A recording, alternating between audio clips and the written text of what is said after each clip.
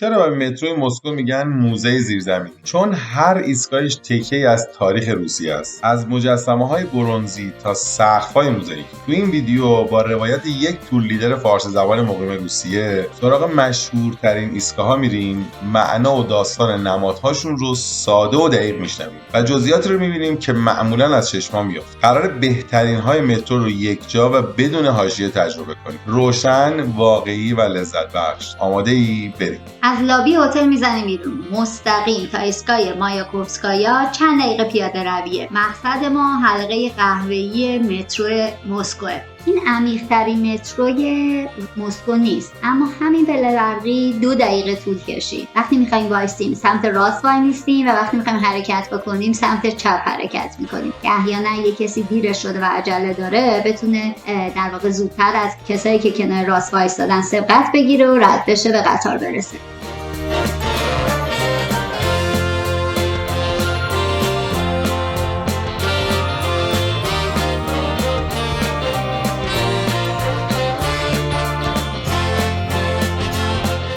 بعد از اینکه اونا پیاده شدن از وسط دو طرف در قرار بگیریم، از در وسط پیاده میشن، ما از دو طرف سریع با سرعت نور سوار میشیم. سریع هم باید سوار بشیم چون اینا خیلی سریع در رو باز و بسته میکنن، منتظر نمیمونن. یه موقع دست پای چیزی در نذارین چون اینا در رو باز نمیکنه، له میکنه دست پای ملت. با سرعت نور ما پیاده میشیم. بفرمایید دوستان، بفرمایید. ما الان به واسطه این قطاری که اومدیم داریم میریم روی اون خط قهوه‌ای.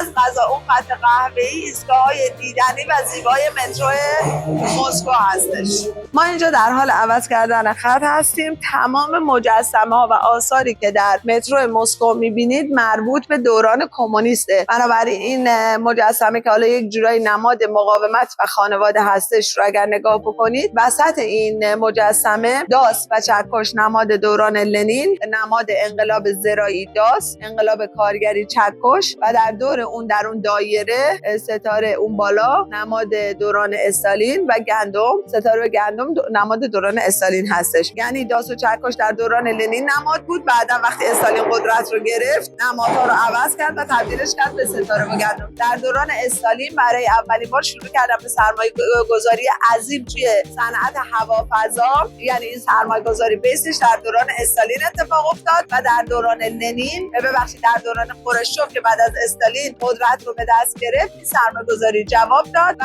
اولین فضاپیما به فضا فرستاده شد و همچنان ادامه پیدا کرد تا حالا امروزی که ما اینجا هستیم که میدونید یکی از در حقیقت مشهورترین کشورها در علوم هوافضا در جهان هستن که پایگاه فضایی دارن. جزء 4 کشوری در جهان هستن که در حقیقت اون پایگاه فضایی مثل جی پی اس که مال امریکاست، گلاسنوس مال روساست، چینی‌ها و هندی‌ها هم دارن. غیر از این 4 کشور هیچ کشور دیگه در دنیا در مدار زمین نداره ماهواره.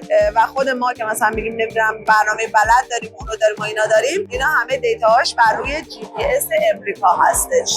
و خب البته ایران الان به خاطر دوستی و نزدیکی که با روسیه داره میخواد همه اینا رو بیاره روی گلاسوس که خیلی کار ساده و آسونی نیست. مثلا همون خط گاز نورد استریمه که بخوان از تغییرش بدن و برن سراغ کشورهای عربی. شهر مسکو 5 تا فرودگاه داره که از 3 تا از این فرودگاه آیرو اکسپرس یا قطار تندرو دارن. بنابراین وقتی شما داخل مترو بیاید از اینجا میتونید تغییر خط بدید و برید پیاده شید، سوار قطار آیرو اکسپرس بشید و به فرودگاه برید. بلیط آیرو اکسپرس رو بگیرید و تا خود فرودگاه این قطارهای تندرو میرن. یعنی هر به 3 تا از این فرودگاه‌ها. یعنی مجموع این صحبت‌ها اینه که یک نظام ریلی و حمل و نقل عمومی بسیار بسیار فوق‌العاده و منظم دارن و همون چیزی که جی پی اس البته خب خدماتش توی ایران خیلی از خدماتش قفله به خاطر تحریما. اینجا هم از زمان تحریما گوگل خیلی از خدماتش رو حذف کرد، ولی اینا چون خودشون ماهواره دارن، یاندکسشون خیلی خارق‌العاده‌تر از جی پی اس اینجا کار میکنه، نویگیتورش، و با ریز جزئیات خونه‌ها و ساختمون‌ها مسیر رو بهتون میده. ما در دوران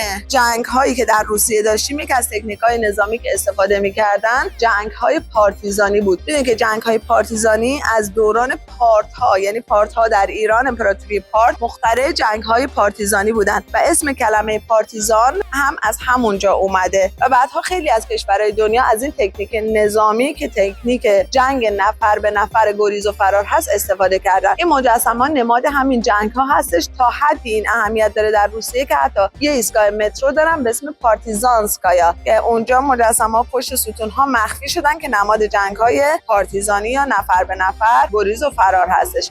تم لوسترها رو دوستان در هر ایستگاه توجه بکنید، همه تغییر میکنه، همه چی ابعاد اندازش بزرگه. خیلی هم معتقدن که کمونیست‌ها این متروها رو خیلی لوکس ساختن برای اینکه به مردم وعده دادن که ما امروز این لوکس بودن رو در متروها فقط میتونیم برای شما نمایش بدیم، ولی در آینده ما میخوایم تک تک خونه‌های شما به همین اندازه لوکس باشه. ولی خب حالا دیگه اینا همه الکی چیزای الکی بلکی بود دیگه، خیلی حقیقتی نداشت. ما دوستان الان توی پله برقی اومدیم که بریم روی خط قهوه‌ای. در حقیقت وقتی بریم روی خط قهوه‌ای، اون ایستگاه‌های ثبت جهانی شده و معروف این مترو بر روی هم خط قهوه‌ای قرار داره.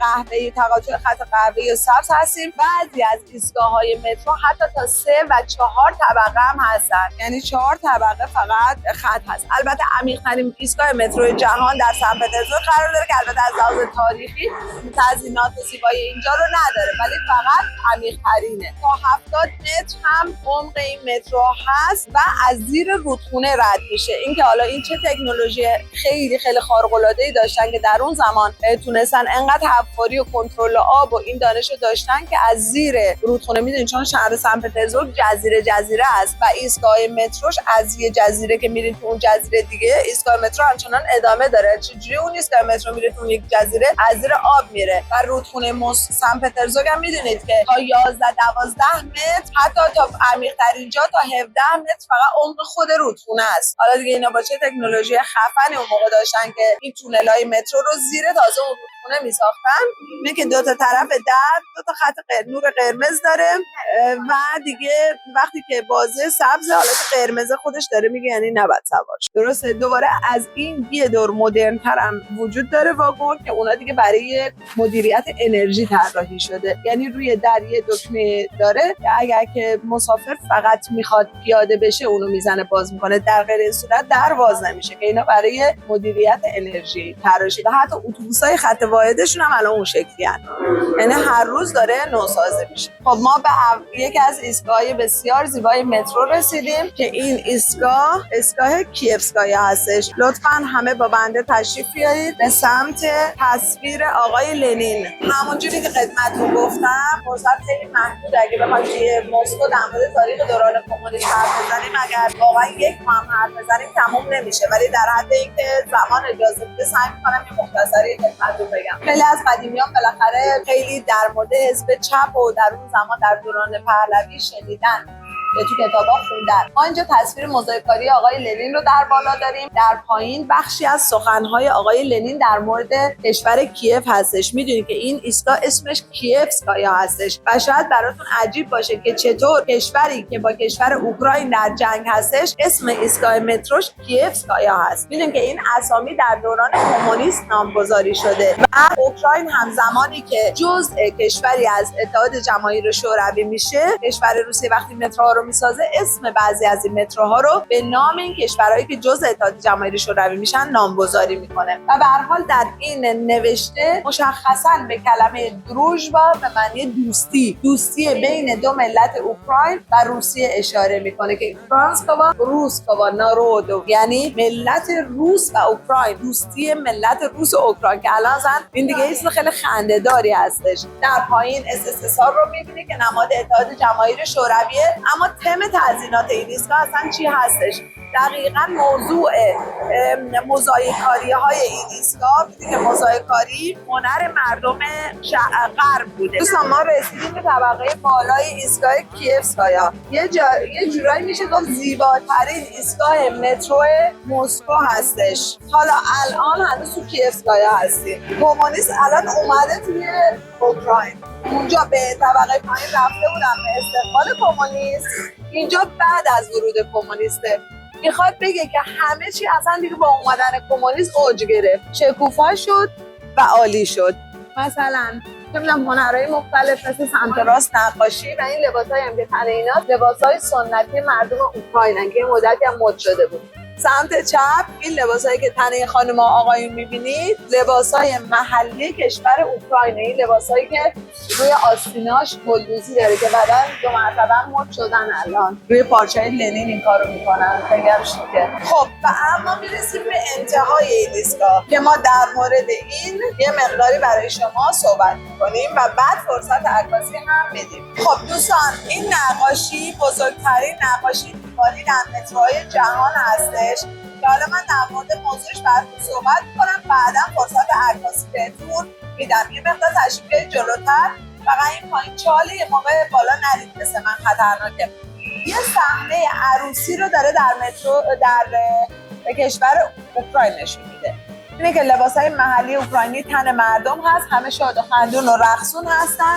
سمت چپ شما این قسمت یه خانومی رو میبینید که خیلی چهره غمگینی داره، روی لباسش افتخارات نظامی همسرش رو نصب کرده و می‌بینی که بچه‌ها به ایشون و مردم به ایشون گل هدیه میدن چون ایشون همسرش رو در جنگ جهانی دوم از دست داده. یه جورایی میخواد نشون بده که خیلی این آدم‌ها یا به قول همسر شهید شده دیگه.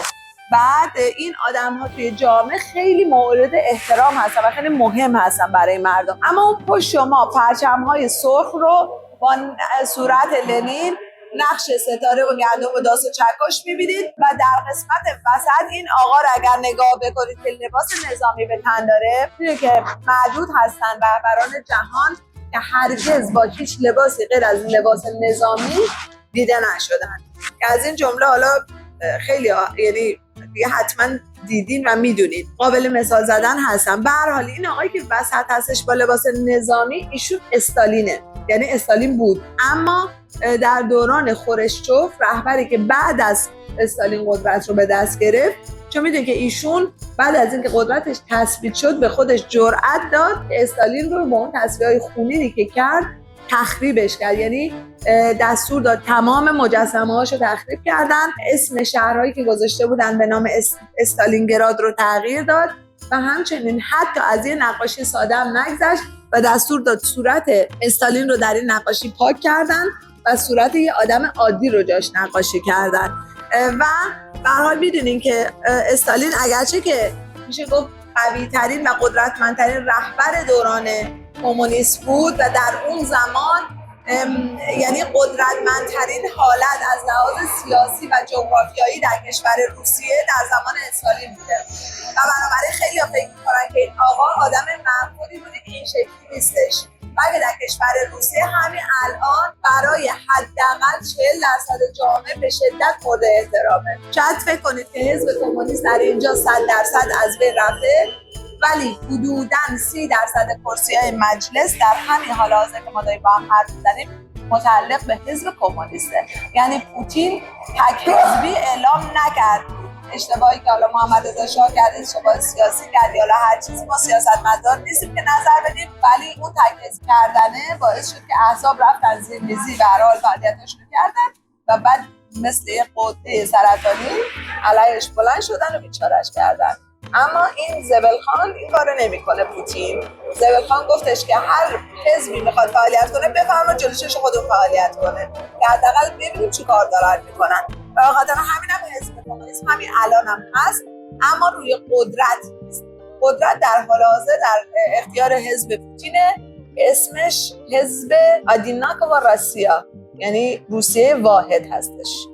حالا من میام تو نظام اجتماعی. البته اگر در مورد نظام اجتماعی روسیه صحبت کنیم دوستان، بچه‌ها در نظام اجتماعی روسیه به شدت دیده شدن. شاید دقت کردین اگر میخواین تاکسی سفارش بدین، تاکسی اگر بچه دارین حتما باید تاکسی با بچه سفارش بدین. خودش گزینه داره دتسکی، یعنی تاکسی با بچه و سن و سال بچه رو باید تعیین کنیم و راننده موظفه که راننده‌ای که میاد با بچه رو سوار میکنه، صندلی مخصوص بچه داره، بچه رو مینشونه تو صندلی، میبنده و حرکت میکنه.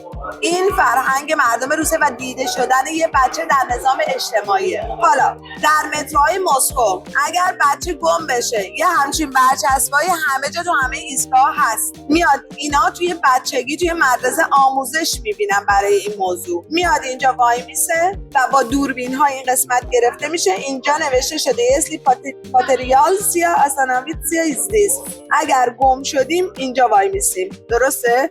قشنگ با این انیمیشن معروف روسیه هم اینجا گذاشته که بچه‌ها باش ارتباط برقرار کنن. میگه که چیکار کیا بهت کمک میکنن، میگه که یادت باشه با هیچ که حرف نزنی، با هیچ که ارتباط برقرار نکنی، تنها کسی که میتونه بهت کمک بکنه پلیس و کسایی هستش ساتروتنیکی، یعنی کارمندایی هستش که اینجا کار میکنن. و بنابراین این همین یه چیز الکی که شاید به چشم نیاد، این یعنی نظام اجتماعی درست که بچه توش دیده شده و بچه میاد اینجا میسته، دوربینا اینجا امنیت 100%، چون دوربینا میگیرنش و بلافاصله ساترونیکی‌ها یا کارمندای مترو میان و بچه رو با خودشون میبرن و کمکش میکنن که پیدا بکنه به در مادرش. و البته اینم خدمتتون بگم در روسیه تا 12-13 سالگی به هیچ عنوان هیچ تاکسی اجازه نداره بچه رو جابجا بکنه و بنابراین شما اگر تاکسی سفارش بدی بچه زیر 13 سال باشه تاکسی سوارش نمیکنه، بعد حتما یه بزرگتر باهاش همراه باشه. در یه جورایی حالا شاید خنده‌دار باشه ولی در نظام اجتماعی روسیه به ترتیب اول سالمند، دوم بچه، سوم زن، چهارم حیوان خانگی و پنجم مرد. شاید فکر کنین دارم شوخی میکنم ولی کاملا جدی گفتم. نظام اجتماعی روسیه به این صورته، یعنی نه اینکه مرد موجوده چیزی باشه، بر اساس توانمندی، این که مثلا اون سگه نیاز به چقدر حمایت داره، حمایت اجتماعی، و اون مرده چقدر نیاز به حمایت اجتماعی داره، بر اساس حمایت اجتماعی این تقسیم بندی صورت گرفته. تمام. اینا کلا ابعادشون با ابعاد دنیا فرق داره.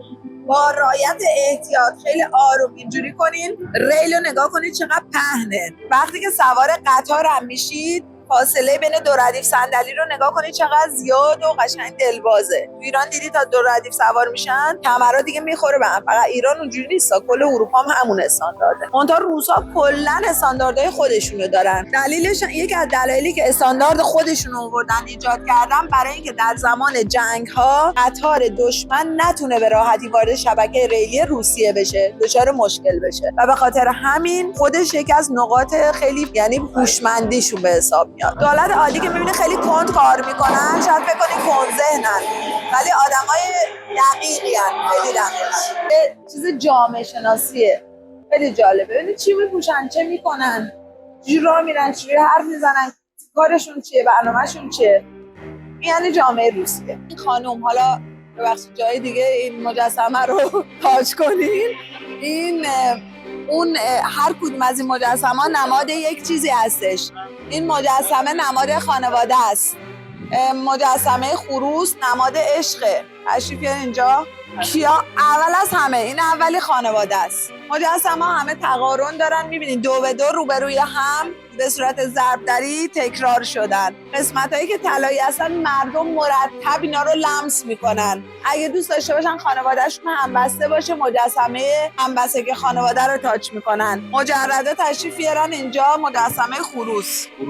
آره به شما نمیخوره. مجسمه خروس برای پیدا کردن عشقتون، فقط برای پیدا کردن عشق نه، برای جاودانه شدن عشقتون هم شاید باشه، ولی بیشتر تا اونجا که من اطلاع دارم برای مجرد است. آقا این دیگه انقدر تاچ شده که خروس طلایی شده. این مشتری زیاد داره. مجسمه خروس برای مجرد. شاید الان ما شوخی بگیریم بگیم آره واقعا تاچ میکنن، میگن که عشقمون رو پیدا میکنیم یا روز خوبی داشته باشیم، ولی شما اگر صبح یه دوربین اینجا نصب کنید، مردم روسیه صبح از این ایستگاه میرن سر کار، خیلی جدی این کار انجام میدن، به صورت خیلی جدی دستو میکشه و میره. کسایی که پول میخوان بیان اینور. این پوزه سگ خیلی معروفه. بله برنزه.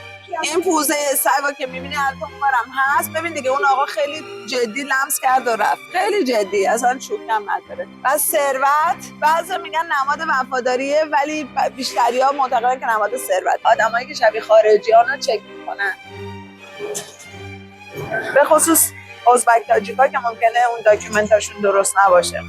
لطفاً تشریف بیارین، از خروجی بیایم بیرون که بریم به سمت خیابون. فقط قبل از اینکه خارج بشیم سرمایه هوا زیاده، بپوشین. مترو رو دیدیم و حالا نوبت خود شهر. در اپیزود بعد مسکو رو از نزدیک می‌بینیم، میدان صبح، برج‌های استالین و مسیرهای پیشنهادی گردش. روی ویدیو دیدنی‌های مسکو کلیک کن تا ادامه بده. اگر این فضا رو دوست داشتی سابسکرایب کن و یه لایک کوچیک بهمون بده.